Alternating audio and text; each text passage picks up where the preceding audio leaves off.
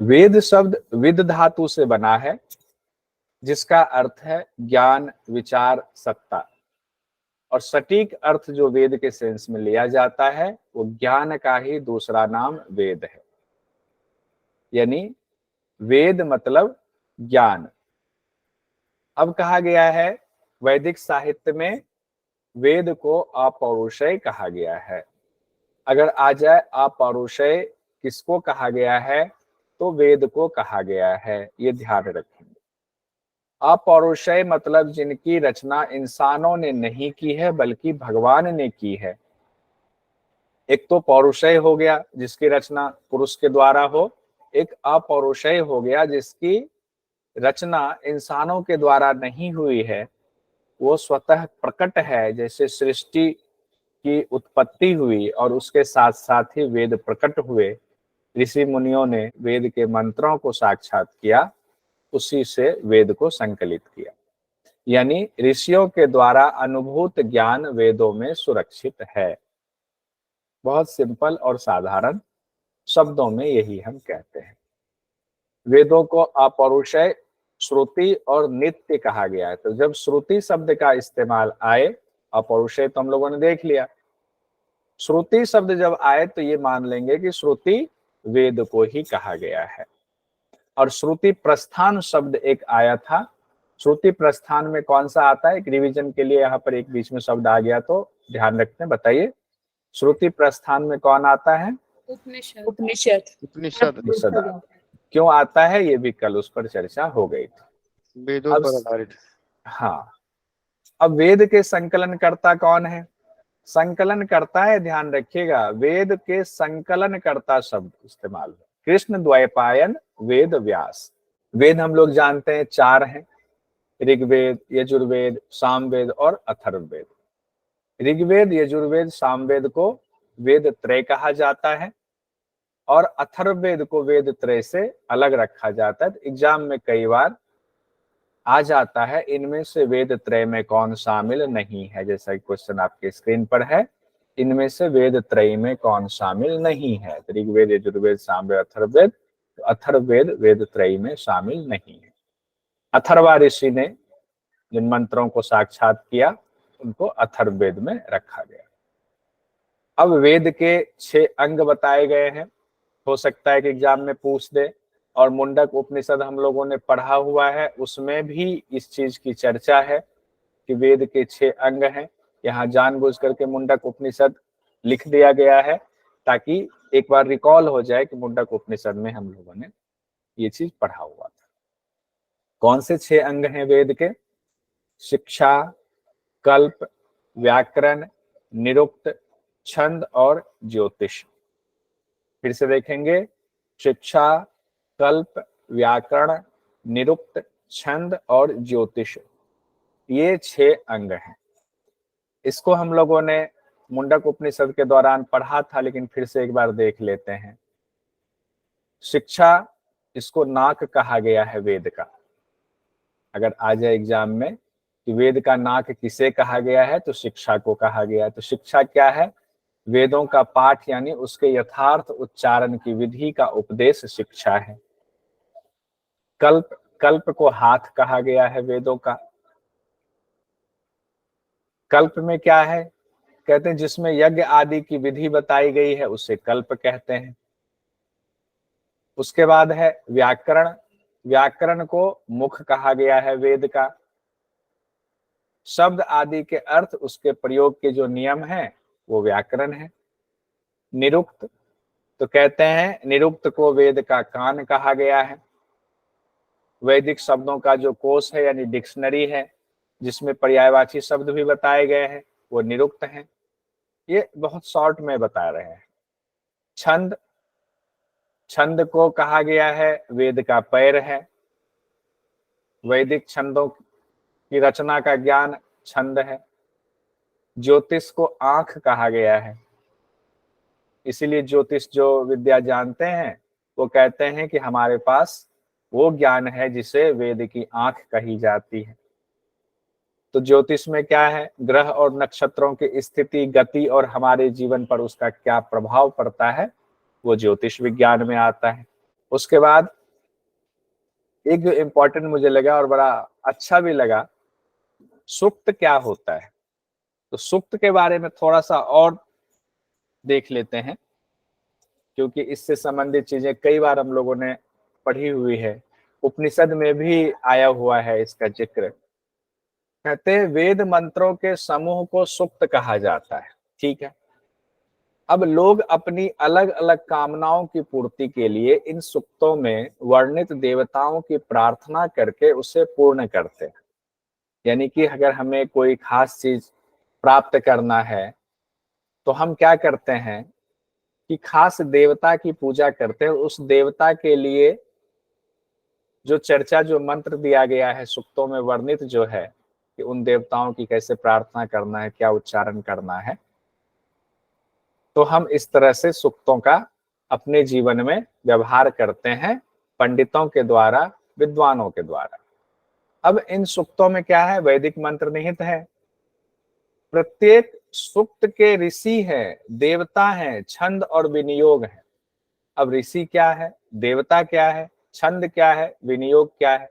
इसीलिए उपनिषद में एक जगह कहा गया ना, जब भी आप कोई मंत्र पढ़ते हैं तो भाव आपका होना चाहिए, सिर्फ ये नहीं कि ध्यान कहीं और है, हम मंत्र जाप करते हैं, मंत्र के कौन ऋषि है वो भी हमारे ध्यान में होना चाहिए, उनके प्रति भी हमारे भाव बहुत अच्छे होने चाहिए, श्रद्धा का भाव होना चाहिए। वो मंत्र जिस देवता के बारे में कहा गया उस देवता का ध्यान हमें होना चाहिए।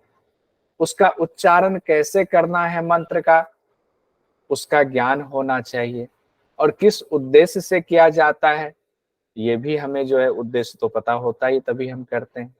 तो एक बार फिर से देख लेते हैं। ऋषि मतलब कि जिन्होंने मंत्र को साक्षात किया, मंत्र के स्वरूप के यथार्थ ज्ञान को उन्होंने समझा। उसके बाद देवता, मंत्र के अक्षर में जिनके विषय में कहा गया, जैसे अग्नि के विषय में हो, इंद्र के विषय में हो, सूर्य के विषय में हो, भगवान शिव के विषय में हो, किन्हीं के विषय में हो, तो मंत्र के अक्षर में जिनका नाम है, जिनके विषय में है, मंत्र के देवता हो गए। छंद कहा गया है, वेद मंत्रों का उच्चारण कैसे करना है, तो उसके लिए छंद आवश्यक है। उसके बाद विनियोग, विनियोग कहा गया है जिस उद्देश्य के लिए मंत्र का प्रयोग किया जाता है वो उद्देश्य ही विनियोग कहलाता है। तो मोटा मोटा जितना आसान शब्दों में हम समझ रहे हैं, क्योंकि वेद है, महासागर है, हमारी आपकी क्षमता नहीं है इसकी व्याख्या हम कर पाए, लेकिन जितना आसान शब्द में जो हमारे काम लायक है वो चीजें हम समझ रहे हैं। उसके साथ ही जो हम लोगों ने देखा कि वेद के अंग 6 बताए गए हैं, आंख बताया, नाक बताया, पैर बताया, इस तरह से बताए गए हैं। तो ये तो मान लीजिए पूरा शरीर के अलग अलग अंग हो गए, लेकिन अगर शरीर को भाग में बांटा जाए तो मान लीजिए गर्दन से ऊपर के एक भाग हो गए, गर्दन से लेकर कमर तक एक भाग हो गए, कमर से लेकर के पांव नीचे तक एक भाग हो गया, तो 3 भाग अलग कर सकते हैं। उसी तरह वेद के 4 भाग बताए गए हैं। तो कौन कौन से भाग हैं, संहिता भाग जिसको मंत्र संहिता कहते हैं, ब्राह्मण भाग उसको ब्राह्मण ग्रंथ भी कहते हैं, आरण्यक भाग इसको आरण्यक ग्रंथ भी कहते हैं, उपनिषद भाग तो उपनिषद ग्रंथ कह देते हैं। लेकिन ध्यान रखिएगा कि ब्राह्मण के 3 भाग बताए गए, यानी कि ब्राह्मण ग्रंथ, आरण्यक ग्रंथ और उपनिषद, ये ब्राह्मण के ही 3 भाग बताए गए हैं। सुविधा के लिए वेद को 4 भागों में बांटा, मंत्र संहिता हुआ और ब्राह्मण के तीनों को अलग कर दिया, तो ब्राह्मण, आरण्यक और उपनिषद इस तरह से। और उपनिषद हमारा ज्ञान कांड से संबंधित है कि किस वेद में क्या कहा गया है उसको देख लेते हैं। तो कहते हैं ऋग्वेद में जो चर्चा है वो देवताओं की भक्ति और स्तुति है, और ऋचाओं का संकलन ऋग्वेद में है। यजुर्वेद में क्या है, युद्ध एवं यज्ञ की चर्चा यजुर्वेद में है, ये गद्य प्रधान वेद है यजुर्वेद। सामवेद में क्या है, संगीत की शिक्षा है, 7 स्वर की शिक्षा सामवेद में है, गायन पद्धति है इसमें।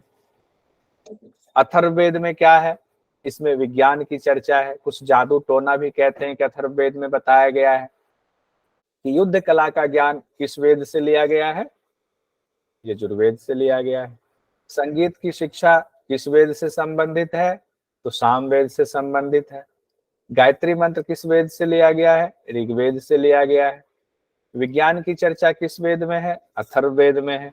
एक बार और इसको रिकॉल कर लेते हैं उपवेद के हिसाब से तो हमें पूरा याद हो जाएगा। तो वेद और कई बार उसके उपवेद की जानकारी एग्जाम में आ जाती है कि ये उपवेद किस वेद से जुड़ा है, या उसको कहता है मैच करें। तो ऋग्वेद का कौन सा हो गया?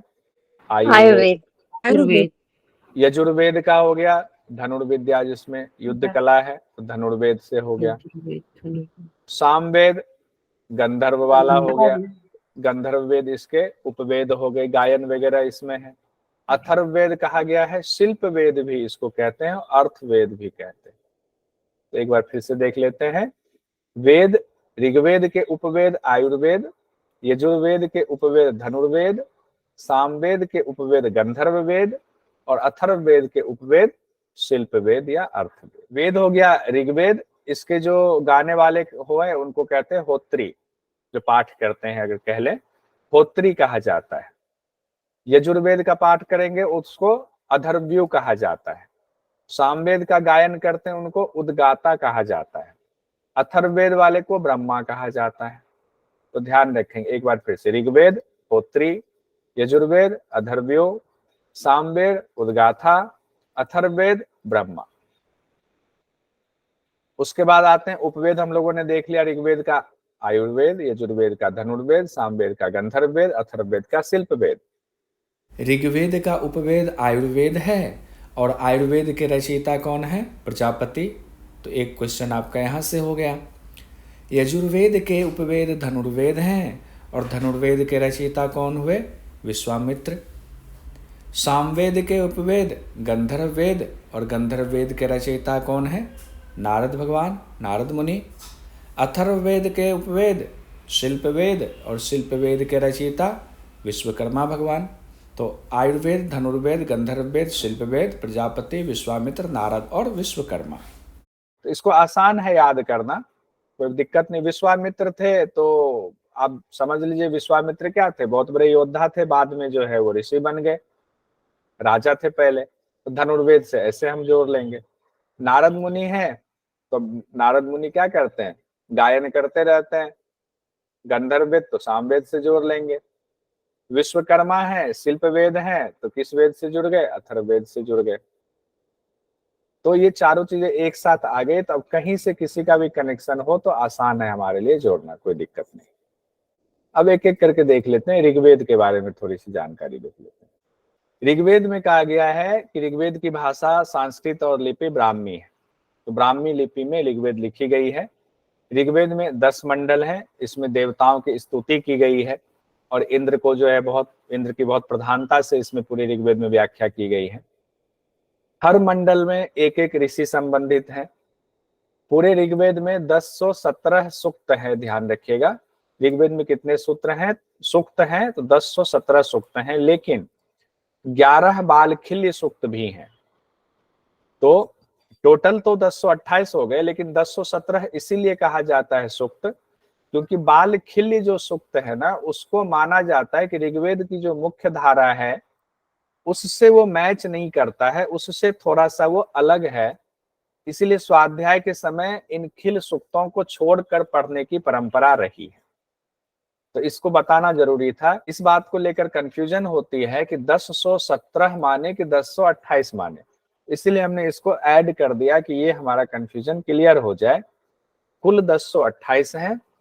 स्वाध्याय के दौरान जो 11 बालखिल्य सूक्त हैं उसको छोड़ दिया जाता है। क्यों छोड़ दिया जाता है? कि ऋग्वेद की मुख्य धारा से वो थोड़ा सा अलग है, भिन्न है, इसलिए उसको छोड़ करके पढ़ने की परंपरा रही है। तो पढ़ने में 1017 सूक्त पढ़ते हैं। उसके बाद कहा गया है कुल मंत्र कितने हैं? तो 10,580 मंत्र बताए गए हैं, इसे ऋचा कहा जाता है। ऋग्वेद के उपवेद हम लोगों ने पढ़ लिया। आयुर्वेद, उपवेद के रचनाकार कौन हुए? प्रजापति हैं। तो आयुर्वेद के रचनाकार अगर कह ले कौन है, हम लोगों ने देख लिया अभी ऊपर, प्रजापति है। उसके बाद विख्यात मंत्र है गायत्री मंत्र, ऋग्वेद से लिया गया है। अस्तोमा सदगमया मंत्र भी ऋग्वेद से लिया गया है। सत्यमेव जयते ऋग्वेद से लिया गया है। हम लोगों ने पढ़ा था मुंडकोपनिषद में, तो वहां पर सत्यमेव जयते का उल्लेख है। ऋग्वेद में किसे पवित्र नदी कहा गया है? तो सरस्वती नदी को कहा गया है। सामवेद गायन से संबंधित है और इसके उपवेद हैं गंधर्व वेद। संगीत के 7 स्वर की चर्चा इसी वेद में है। और गंधर्व वेद किनका माना जाता है? कौन से देव संबंधित हुए? तो नारद मुनि संबंधित है।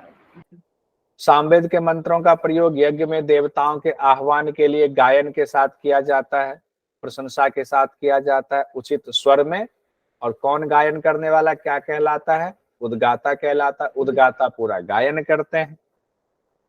इसीलिए साम मंत्रों का पाठ नहीं कहा जाता, साम का पाठ नहीं किया जाता है, गायन किया जाता है।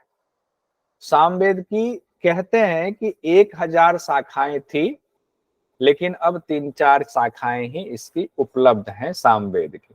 उसके बाद आते हैं यजुर्वेद पर। यजुर्वेद के उपवेद है धनुर्वेद। अब कौन से इनसे जुड़े हुए एक ऋषि का नाम आया हुआ था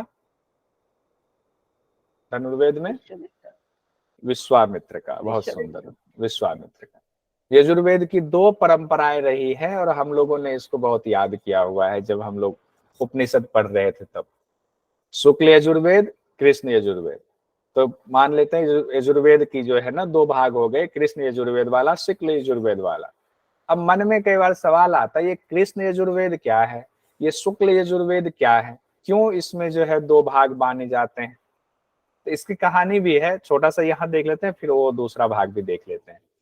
कहते हैं शुक्ल यजुर्वेद में मंत्र जो है मात्र संकलित है, यानी शुक्ल यजुर्वेद में सिर्फ मंत्र है। और कृष्ण यजुर्वेद में मंत्रों के साथ ब्राह्मण अंश भी है। दोनों के सम्मिश्रण के कारण इसे कृष्ण यजुर्वेद कहा गया, मतलब कि मिला हुआ है। और भी इसका एक रीजन और है, वो उसको अभी देखते हैं। कहते हैं मंत्रों के विशुद्ध एवं अमिश्रित रहने के कारण, जिसमें कि सिर्फ मंत्र है, मंत्र के अलावा कुछ भी मिश्रण नहीं है, उसको स्वच्छ माना गया। तो उस लोग कह दिया गया कि ये शुक्ल यजुर्वेद है। कृष्ण यजुर्वेद की जो प्रधान शाखा है तैत्तिरीय तथा शुक्ल यजुर्वेद की माध्यम दिन है। यानी कि कृष्ण यजुर्वेद की प्रधान शाखा तैत्तिरीय है और शुक्ल यजुर्वेद की प्रधान शाखा माध्यम दिन है। अब भागवत महापुराण के 12वें स्कंद में एक कथा आई है, ध्यान रखिएगा। कहां से आई है? भागवत महापुराण के 12वें स्कंद में एक कथा आई है कि गुरु वैशंपायन जी के शिष्य थे याज्ञवल्क्य जी। ठीक है। एक बार क्रोध में आकर के क्या उन्होंने कहा वैशंपायन जी ने याज्ञवल्क्य जी से कि समस्त विद्या को हमें वापस कर दो। अब क्यों कहा, वो कहानी पर आएंगे तो बहुत लंबी कहानी हो जाएगी। कि याज्ञवल्क्य जी को माना जाता है कि वो ब्रह्मा भगवान के अवतार हैं वो, और तो जब अवतार ब्रह्मा भगवान के ही अवतार है तो फिर क्या कहना। लेकिन थोड़ा सा अहंकार कहीं ना कहीं उनके अंदर था और कहीं उनका अपमान होता था तो उनको बर्दाश्त नहीं होता था, उसको लेकर के पूरी कहानी है। इसीलिए जो है उन्होंने गुरु की बात नहीं मानी। तो गुरु वैशंपायन जी ने कहा कि तुमको जितना हमने विद्या सिखाया है सब हमें वापस करो, लौटा दो। तब क्या हुआ, उनके अंदर स्वाभिमान इतना ज्यादा था याज्ञवल्क्य ऋषि जी के अंदर कि उन्होंने जो है अपने गुरु कहा, तो गुरु को माफी न मांगने के बदले उन्होंने क्या कहा कि ठीक है, हम जितना आपने सिखाया हम सब आपको वापस करते हैं। तो उन्होंने अपने सामर्थ्य के बल पर मंत्रों का जो है वमन कर दिया। तो यहाँ कहा गया कि याजुस मंत्रों का वमन कर दिया। उसके बाद कहते हैं इसका गुरु के आदेश से अन्य शिष्य जो उनके थे वो तीतर पक्षी का रूप धारण करके उन उगले हुए याजुस मंत्रों को उन्होंने चुग लिया। तो इस मलिन कर्म के कारण ही इन्हें यजुर्वेद शब्द से पुकारा जाने लगा। यानी यजुर्वेद में जो जितने चीजें हैं, जितने मंत्र हैं, वो वैशंपायन ऋषि ने याज्ञवल्क्य जी को बताया था और याज्ञवल्क्य जी ने उसको सब लौटा दिया, उसका वमन कर दिया। वमन किया तो फिर वैशंपायन जी ने के शिष्यों ने जो है वो तीतर पक्षी का जो है रूप धारण करके फिर उसको ग्रहण कर लिया। तो इसको कहा गया कि ये मलिन कर्म है, इसीलिए इसका नाम यजुर्वेद दिया गया। उसके बाद क्या हुआ, अब याज्ञवल्क्य जी की सारी विद्या चली गई। अब याज्ञवल्क्य जी की जब सारी विद्या चली गई तो उनको लगा कि अब हम क्या करें, हमें तो ज्ञान चाहिए। तो वो दुखी थे, तो वो भगवान सूर्य की उपासना में बैठ गए और भगवान सूर्य की उपासना करके उन्होंने उनसे जो है स्वच्छ याजुस मंत्रों को दिन के मध्य भाग में प्राप्त किया। फिर से प्राप्त कर लिया। पहले तो अपने गुरु को लौटा दिया, लेकिन आदित्य भगवान यानी भगवान सूर्य की उपासना करके स्वच्छ याजुस मंत्रों को दिन के मध्य भाग में प्राप्त किया। इसीलिए इस वेद का नाम शुक्ल यजुर्वेद आध्यन दिन वाज शनैय कहा जाता है। इसकी दूसरी शाखा कान्व संहिता के नाम से भी प्रसिद्ध है। अब यजुर्वेद में यज्ञ और अनुष्ठान का विस्तृत वर्णन है। अग्निहोत्र, चातुर्मास, राजसूय, अश्वमेध यज्ञ आदि जो प्रमुख जितने यज्ञ होते हैं उसकी चर्चा यजुर्वेद में है। कर्मकांड होने की वजह से यह सबसे ज्यादा लोकप्रिय है। राजसूय यज्ञ कितना, अश्वमेध यज्ञ राजा लोग पहले किया करते थे, उस समय से ही ये लोकप्रिय है। अब आते हैं अथर्ववेद में। अथर्ववेद का उपवेद है शिल्पवेद। किनको माना जाता है इनके रचनाकार? विश्वकर्मा देवता। अथर्ववेद को वेद त्रय में शामिल नहीं किया गया है। ये तो अब सब लोगों को इतनी बार रिपीट हो चुका है कि सब लोगों को याद हो गया। और इससे दो ऋषि संबंधित हैं, अथर्वा और अंगिरा।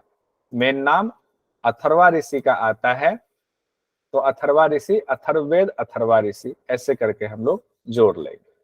अथर्ववेद को काफी बाद में लिखा गया, ऐसा कहते हैं कि इसमें कई चीजें जादू टोना वाली भी चीजें हैं, हालांकि विज्ञान भी इसमें जो है संबंधित है।